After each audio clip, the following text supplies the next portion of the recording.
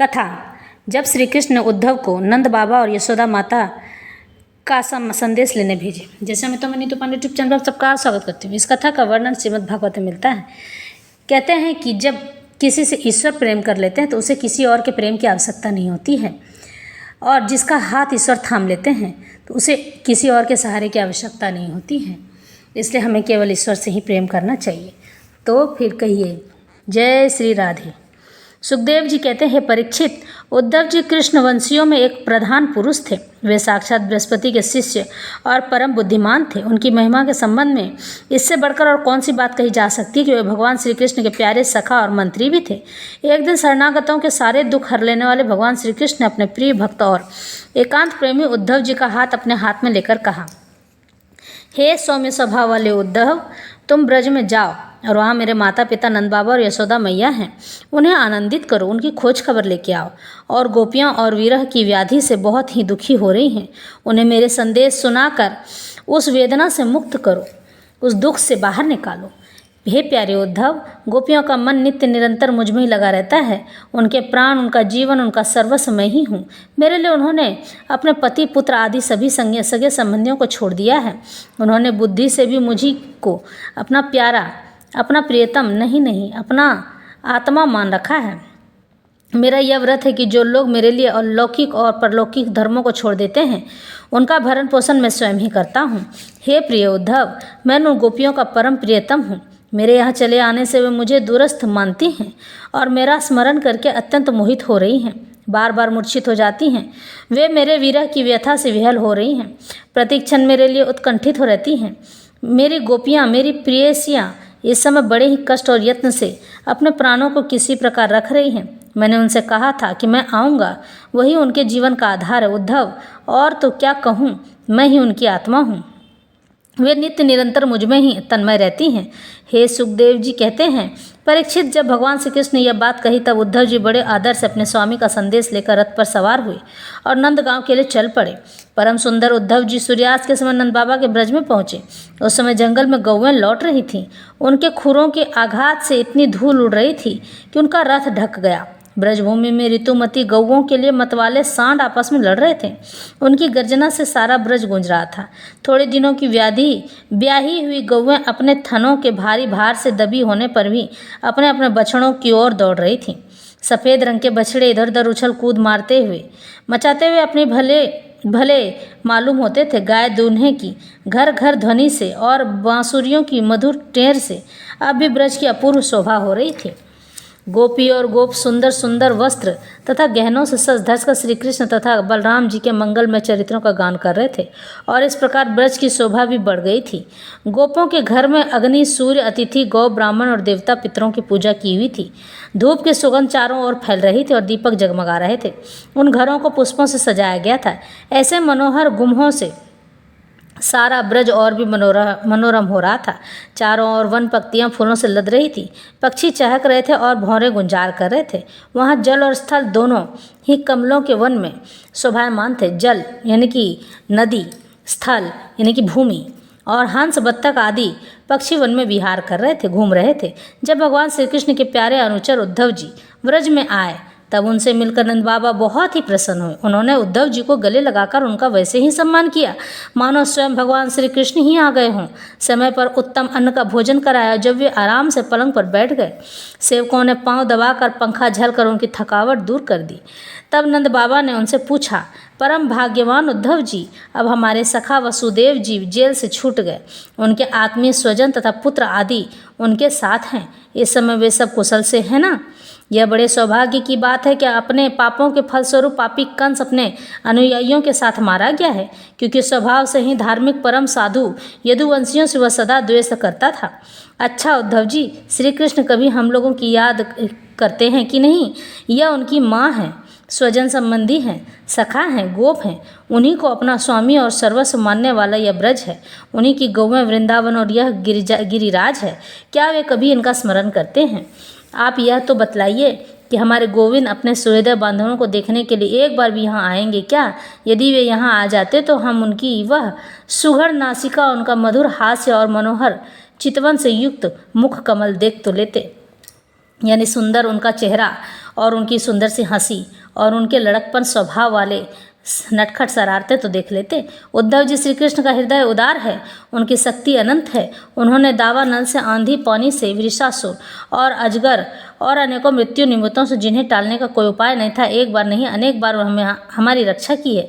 उद्धव जी हम श्री कृष्ण के विचित्र चरित्र, उनकी विलासपूर्ण तिरछी चितवन, उन्मुक्त हास्य, मधुर भाषण आदि का स्मरण करते रहते हैं और उसमें इतने तन्मय रहते हैं कि अब हम में से कोई कामकाज भी नहीं हो पाता है, क्योंकि नंद बाबा और यशोदा मैया बहुत ही बड़े उम्र में ही उन्हें श्री कृष्ण मिले थे, यानी कि उन्हें जो बच्चा हुआ था बड़ी उम्र में हुआ था।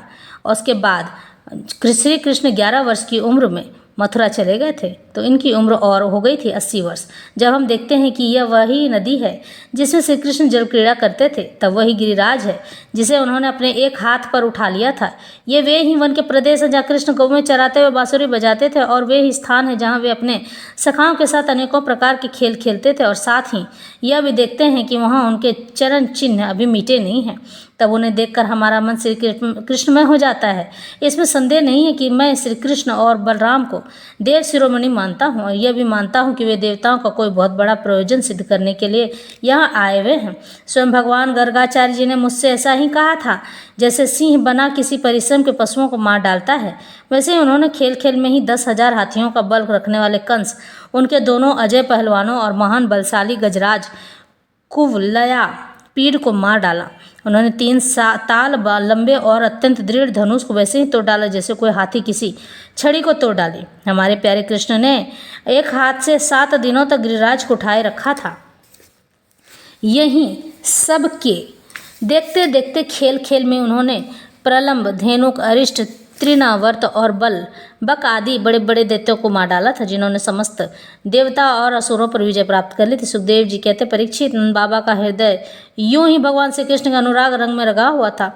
जब इस प्रकार से वे उनकी लीलाओं का एक एक करके स्मरण करने लगे, तब तो उनमें प्रेम की बाढ़ ही आ गई। बहुत ही उनसे प्रेम के लिए आतुर हो उठे। वे विहर हो गए और मिलने की अत्यंत उत्कंठा उनके होने के कारण उनका गला रूंघ गया, गला सूख गया, वो चुप हो गए।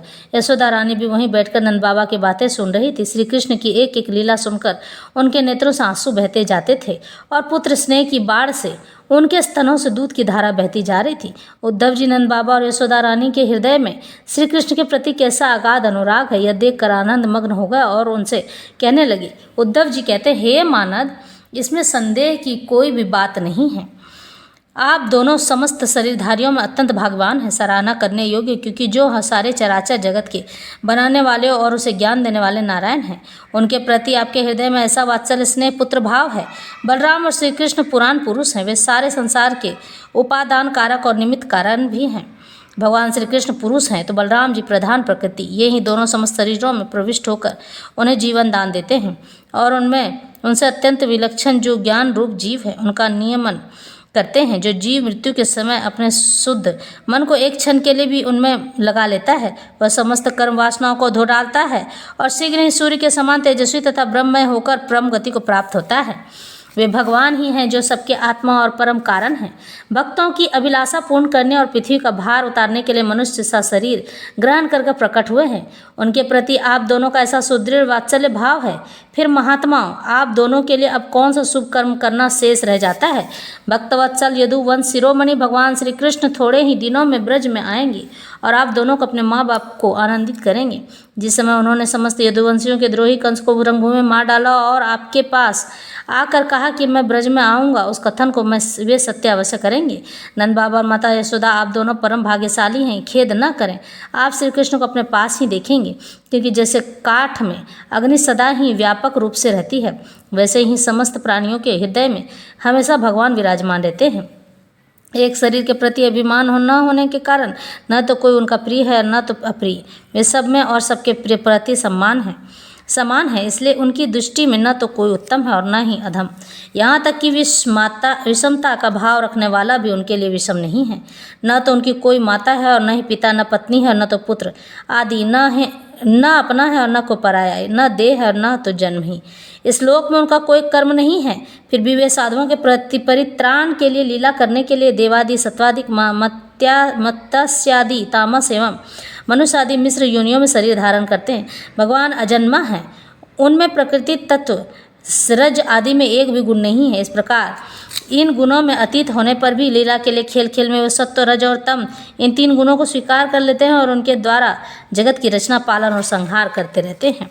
जब बच्चे घुमरी परेता खेलने लगते हैं या मनुष्य वेग चक्कर लगाने लगते हैं, तब उन्हें सारी पृथ्वी घूमती हुई जान पड़ती है। हे परीक्षित, भगवान श्री कृष्ण के सदा सखा उद्धव और नंद बाबा इसी प्रकार आपस में बात करते रहे और वह रात बीत गई। तब कुछ रात शेष रहने पर गोपियाँ उठी। दीपक जलाकर उन्होंने घर की दहलियों पर वास्तु देव का पूजन किया। उन्होंने घरों की झाड़ बुहार का साफ सफाई की और फिर दही मथने लगी। गोपियों की कलाइयों में कंगन शोभायमान हो रहे थे। रस्सी खींचते समय वो बहुत भली मालूम हो रही थी। उनके गले के हार हिल रहे थे, कानों के कुंडल हिल कर उनके कुमकुम मंडित कपोलों की लालिमा बढ़ा रहे थे। मैंने की उनके बिंदिया, उनके आभूषणों की मणियाँ दीपक की ज्योति और भी जगमगा रही थी और इस प्रकार वे अत्यंत शोभा से संपन्न होकर दही मथ रही थी। उस समय गोपियाँ कमल नयन भगवान श्री कृष्ण के मंगलमय चरित्रों का गान कर रही थी। उनका वह संगीत दही मथने की ध्वनि से मिलकर और भी अद्भुत हो गया था तथा स्वर्गलोक तक जा पहुँचा, जिसकी स्वर लहरी सब ओर फैलकर दिशाओं का अमंगल मिटा देती है। जब भगवान भुवन भास्कर का उदय हुआ तब ब्रजांगनाओं ने देखा कि नंद बाबा के दरवाजे पर एक सोने का रथ खड़ा है। वे एक दूसरे से पूछने लगी, यह किसका रथ है? किसी गोपी ने कहा, कंस का प्रयोजन सिद्ध करने वाला अक्रूर ही तो नहीं कहीं फिर से आ गया है, जो कमल नयन हमारे श्याम सुंदर को यहाँ से मथुरा ले गया था। किसी दूसरी गोपी ने कहा, क्या अब वह हमें ले जाकर अपने मरे हुए स्वामी कंस का पिंडदान करेगा? अब यहाँ उसके आने का और क्या प्रयोजन हो सकता है? ब्रजवासिनी स्त्रियाँ इसी प्रकार आपस में बातचीत कर ही रही थीं कि उसी समय नित्य कर्म से निवृत्त होकर उद्धव जी आ पहुँचे। तब गोपियाँ उनसे मिलने के लिए पहुँची। यह कथा यहीं संपन्न होती है।